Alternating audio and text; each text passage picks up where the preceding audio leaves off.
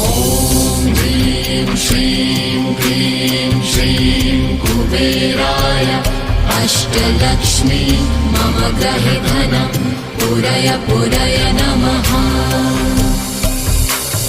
ॐ ह्रीं श्रीं क्लीं श्रीं कुबेराय अष्टलक्ष्मी मम गृहे धनं पुरय पुरय नमः। ॐ ह्रीं श्रीं क्लीं श्रीं कुबेराय अष्टलक्ष्मी मम गृहे धनं पुरय पुरय नमः।